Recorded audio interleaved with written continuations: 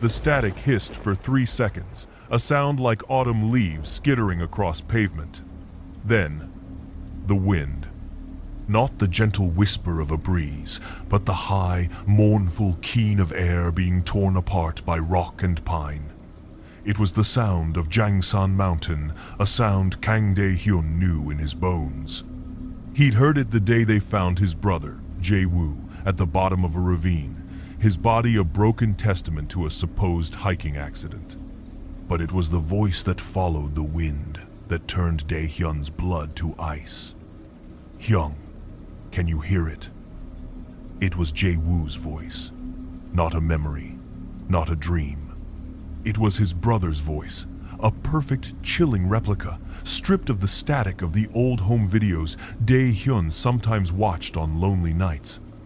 This was clean, present, and whispered directly from the digital file his sister Minji had sent before she vanished. Dae-hyun, a former sergeant in the ROK Army Special Forces, a man trained to dismantle mines and survive the unsurvivable, closed his laptop. The quiet of his sole apartment felt suffocating. For 7 years, the official story had gnawed at him. Jae-woo, an experienced hiker, doesn't just slip, but the final desperate call Jae-woo had made to a friend had been dismissed as delirium. "I can hear, Mom," he'd said, his voice trembling. "She's calling me from the trees." Their mother had been dead for a decade. Now this. Minji, a journalist with a pathological disbelief in anything she couldn't footnote, had gone to Jangsan to debunk the local legend of the Jangsan biome, the Jangsan Tiger, a white-furred, man-eating creature said to mimic human voices to lure its prey. She'd called it mass hysteria monetized for the tourist trade. Her last text read, "Something is wrong here, Dae. The legend is a lie, but it's covering for something worse. I'm going into the village. Send me a rye." Then silence, followed by the audio file. Dae-hyun stood, his body moving with the fluid economy of a predator. He pulled a worn canvas duffel from his closet. His expertise wasn't just in ordnance and close-quarters combat. It was in psychological warfare, in tracking, in understanding how the landscape of a place could become a weapon against the mind. He packed climbing rope, a military-grade GPS, a water filter, and a Ka-bar fighting knife that had been a permanent fixture on his belt through 2 tours. He wasn't hunting a ghost or a monster. He was hunting people. People who had taken his sister, and who 7 years ago had weaponized his dead brother's memory to lure him to his death. The village of Sanmyeori, which translated to Mountain's Echo, was a place forgotten by time and progress. Nestled deep in a misty valley on Jangsan, it was a cluster of traditional hanok houses with slate-gray tiled roofs that seemed to sag under the weight of the perpetual damp. A single rutted dirt road connected it to the outside world. The air was thick with the smell of wood smoke and something else, something acrid and unwelcoming. The welcome Dae-hyun received was just as cold.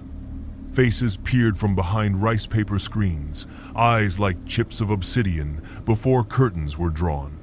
The few villagers he encountered in the narrow laneways would not meet his gaze, their shoulders hunching as if to ward off a physical blow.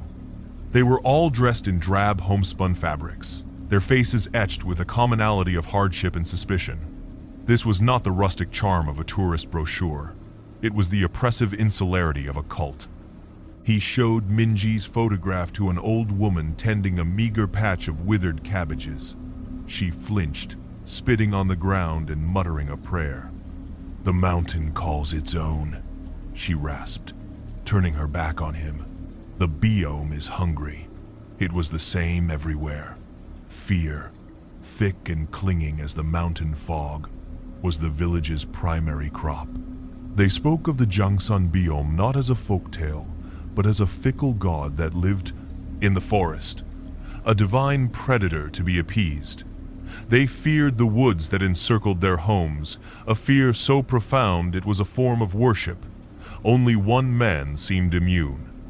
Dae-hyun found him sharpening a skinning knife outside a small, well-kept hut on the village outskirts. He was older, his face a roadmap of wrinkles, but his hands were steady and his eyes sharp. A brace of pheasants hung from a nearby rack. "You're the city man," the hunter said without looking up. The blade scraped against the whetstone, a rhythmic, metallic sigh. "Looking for the girl." "My sister, Minji." The hunter grunted. "She was asking stupid questions. About the biome. Some things are best left alone. You believe in it?" Dae-hyun asked, his tone neutral. The man finally stopped, wiping the blade on a greasy rag. He looked at Dae-hyun, a flicker of something amusement, pity, in his eyes. "My name is Park. I believe in what the mountain gives me, and what it takes." He gestured with his chin towards the formidable, mist-shrouded peaks. "These people," he said, his voice dropping to a conspiratorial whisper. "They let fear rule them. They hear a branch snap, they say it's the biome. A fox cries in the night, it's the biome. Superstition is a poison." Minji thought the legend was a cover for something. "Maybe it is," Park said, shrugging. "Smugglers, poachers, this mountain is full of secrets. But if your sister went looking for them, she went into the forest. And in the forest, only the mountain's rules apply." He paused, his eyes appraising Dae-hyun's sturdy frame, the subtle confidence in his posture. "You look like you can handle yourself, but you don't know this terrain. It will trick you. It will lie to you. You'll need a guide." It was an offer, wrapped in a warning. Dae-hyun knew a setup when he saw one. In his world there were no coincidences, but Mr. Park was also his only way in. A false ally was more useful than 100 closed doors. "When do we leave?" Dae-hyun asked. They entered the forest at dawn. The canopy was so thick that the morning light was reduced to a dim, green-filtered twilight. A constant, dripping mist clung to everything, muffling sound and soaking them to the bone. The ground was a treacherous carpet of moss-slicked roots and slick, black stones. "Mister." Park moved with a hunter's silent grace, a stark contrast to the city dweller's crunch and snap. "The forest has a voice," Park said, his voice low. "You have to learn to listen, to know what's real and what's a trick of the wind." Dae-hyun said nothing. He was already listening. His senses, honed by years of walking into ambushes, were stretched taut. He wasn't listening for a monster. He was listening for the subtle tells of human artifice. The unnatural silence of birds. The carefully placed broken branch. The faint scuff of a boot where there should only be leaves. They hiked for hours, deeper into the primeval gloom. Park led them along barely there game trails, pointing out landmarks, explaining the mountain's moods. It was a masterful performance. He was building a baseline of trust, establishing himself as the expert, the indispensable guide. Dae-hyun played his part, the concerned brother out of his element, reliant on the old hunter's wisdom. The first encounter happened in a narrow gorge where the acoustics were strange and unsettling. Sound seemed to come from everywhere and nowhere at once. It started as a whisper, seeming to curl around Dae-hyun's right ear. Dae-hyun. It was Minji's voice. He froze, his hand instinctively going to the hilt of his knife. Park held up a hand, his face a mask of grim caution. "Don't move," the hunter hissed. "Don't answer." The voice came again, this time from high above them, echoing off the slick rock walls. "Appa, I'm scared. Help me." Dae-hyun's training screamed at him.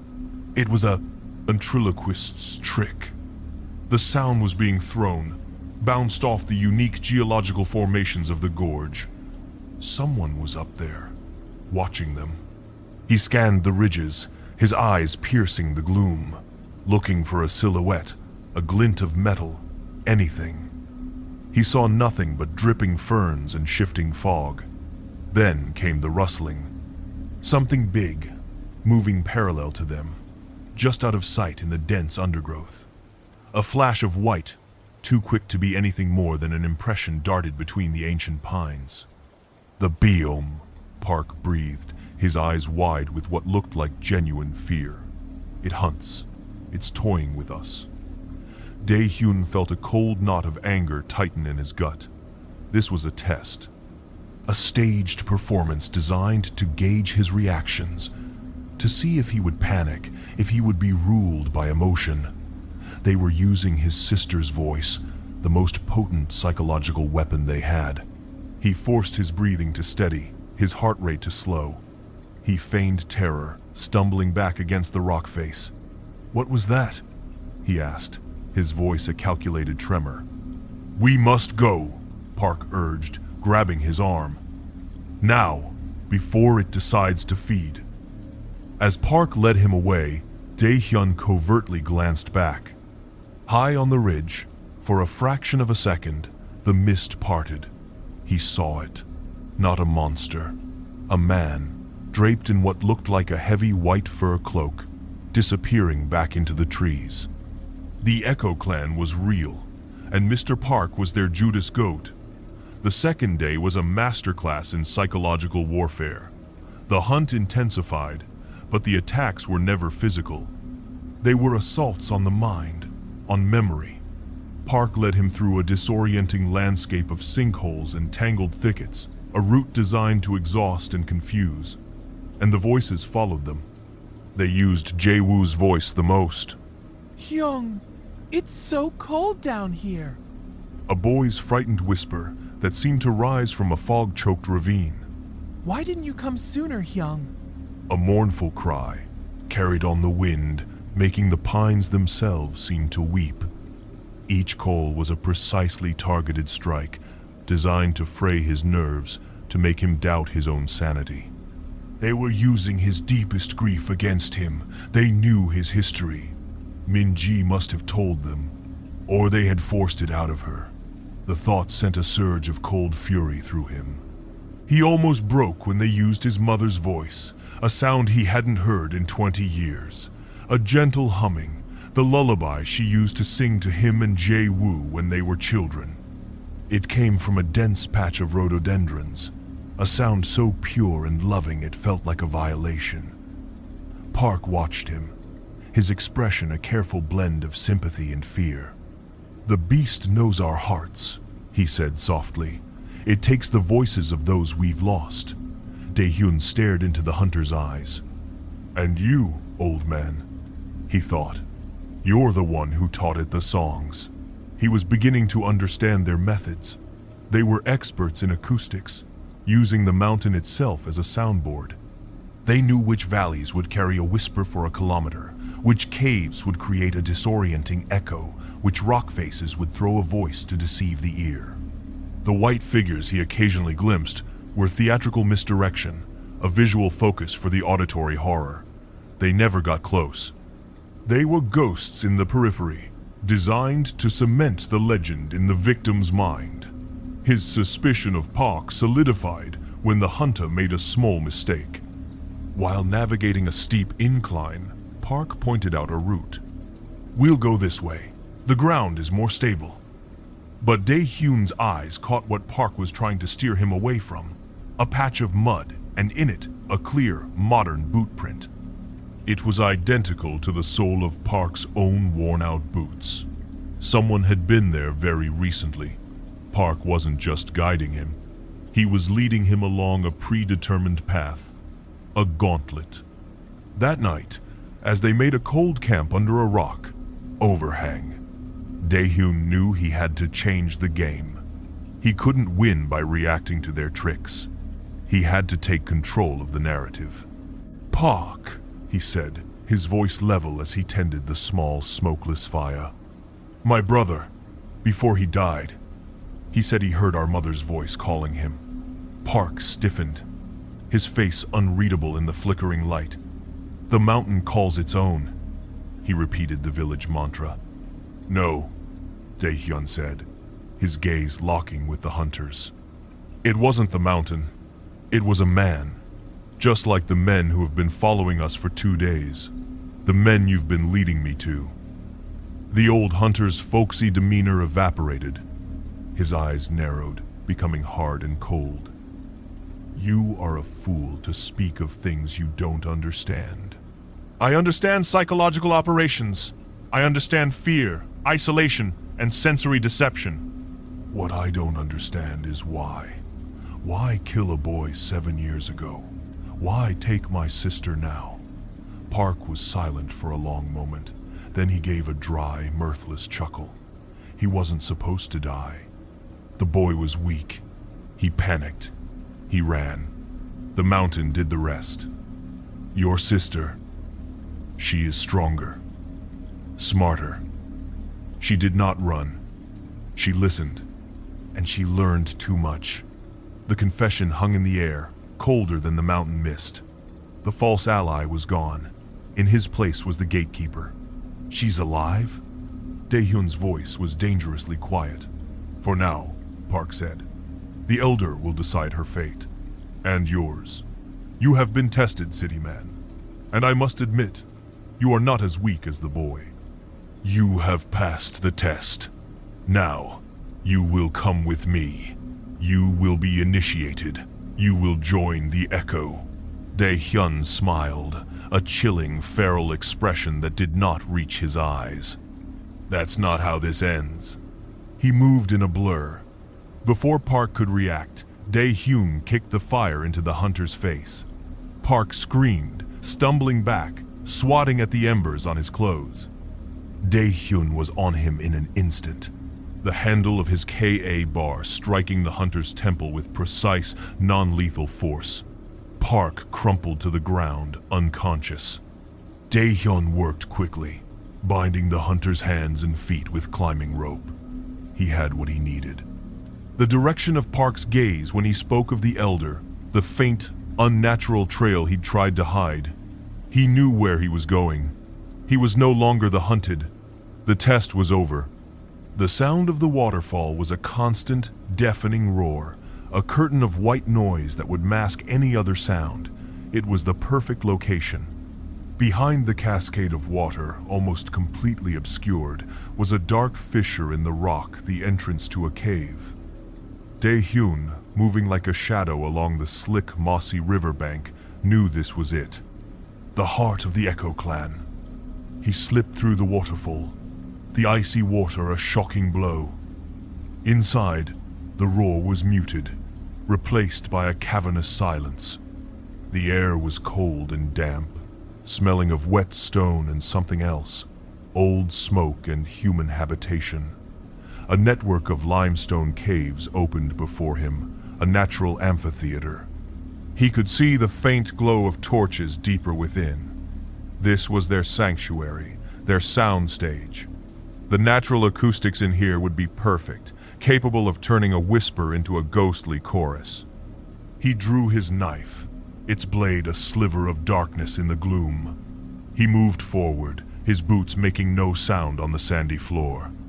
He was back in his element, infiltration, darkness, and the quiet promise of violence. He found Minji in a side chamber, tied to a large stalagmite. She was bruised and exhausted, but her eyes blazed with defiance when she saw him. He pressed a finger to his lips, and her expression flooded with relief. As he began to cut her ropes, a voice echoed through the cavern, seeming to come from the very rock around them.